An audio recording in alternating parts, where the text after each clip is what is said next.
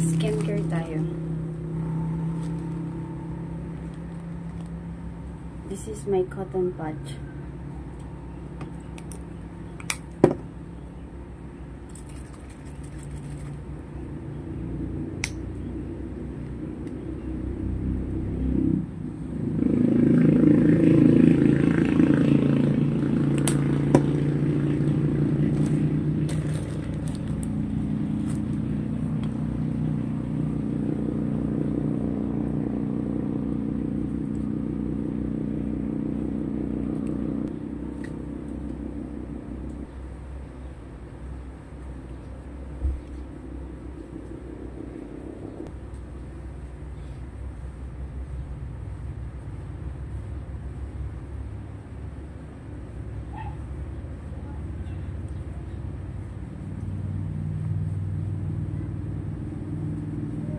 This is one. Oh, napaka-dirty guys. Dirty.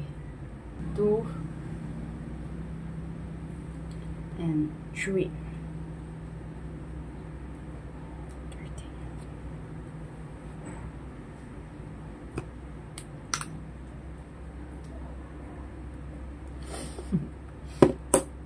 Skincare ba?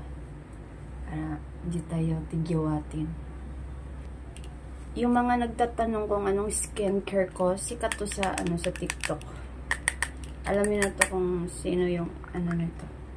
CEO. Dito kasi ako nahiyang. Dito ako nahiyang na skincare, guys. Ang dami kong pimples dati. Ang dami kong try na mga rejuvenating set. Dito lang ako nahiyang. Sa skincare na to talaga. Nano talaga dito yung pimples ko, nawala talaga yung mga pimples ko dito.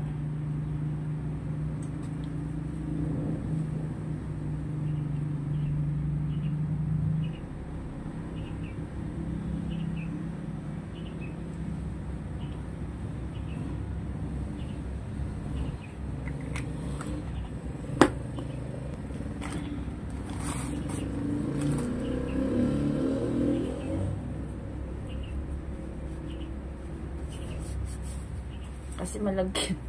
Kailangan natin magpunas.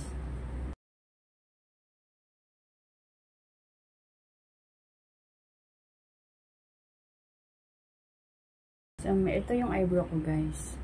Ang brand nito, BYS. Magkano bili ko nito? $390. Tapos, bumili din ako ng ganitong, para siyang brush. $350 sa Watson.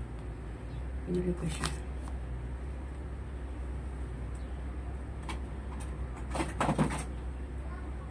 So, meron akong dito. Foundation na powder. Pressed powder foundation. Something like that.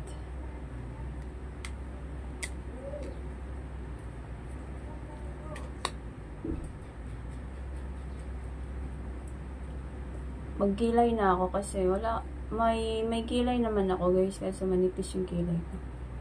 Gusto ko kumapal yung kilay ko.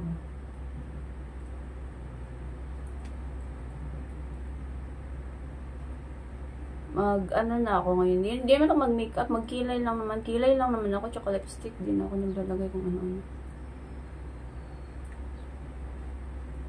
Kasi mag-live stream ako eh. Mag-live stream ako sa ML. So, kailangan natin may kilay.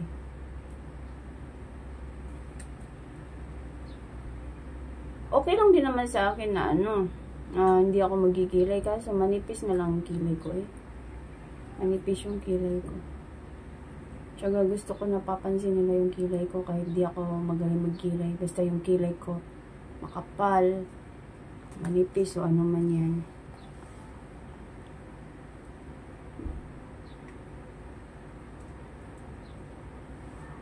Diba? Tinuruan pa akong magkilay doon.